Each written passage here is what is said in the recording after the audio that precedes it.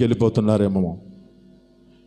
దేని యొక్క జీవితంలో మీ స్థితిని బట్టి ఆరోగ్య విషయంలో మీరు బలహీనలైపోతున్నారో, మీ ఆర్థిక పరిస్థితుల్లో మీ జీవితాలను బలహీనమైన స్థితిలోకి వెళ్ళిపోతున్నాయో, మీ కుటుంబంలో ఉన్న సమస్యల చేత మీరు బలహీనమైన స్థితిలోకి వెళ్ళిపోతున్నారో,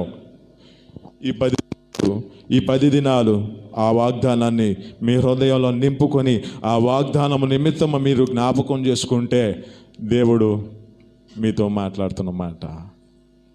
మీ కార్యాలన్నీ సఫలమవుతాయి. ఇక్కడ అంటున్నమాట మార్గము సిద్ధపరచుకుంటున్నాడు. ఎవరు మార్గం సిద్ధపరచుకున్నాడు?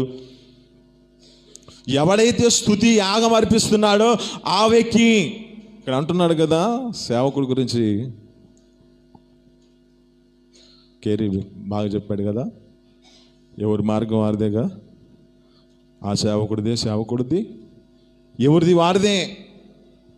నీకు నాది రాదు, నాది నీకు రాదు, ఎవరిది వారిదే. దేవుని ఎదుట ప్రతి ఒక్కరు అప్పగించుకోవాల్సిన పరిస్థితి ఉంది.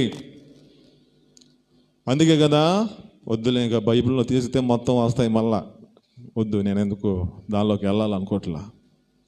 ఎక్కువ తీసుకుంటే మీకు ఎక్కువ టైం అయిపోద్ది. కానీ చెబుతా మాట, వాని క్రియల చొప్పున సిద్ధపరిచిన జీతము ఉంది అంటున్నాడు.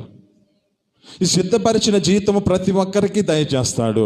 కీర్తనలు 91వ అధ్యాయంలో ఉంటాడు, మీరు చదవద్దు, నేను చెబుతాను. మహోన్నతుని యొక్క చాటున నివసించువాడే సర్వశక్తిని యొక్క నీడను విశ్రమించేవాడిగా ఉన్నాడు. ఎవడో ఆ యొక్క చాటుకి వెళితే వాడు మాత్రమే. అందుకే కదా అక్కడ బోయాజు యొక్క సందర్భంలో బట్టి ఏమంటుందంటే, నీవు యెహోవా రెక్కల కిందకు సురక్షితంగా ఉండునట్లుగా,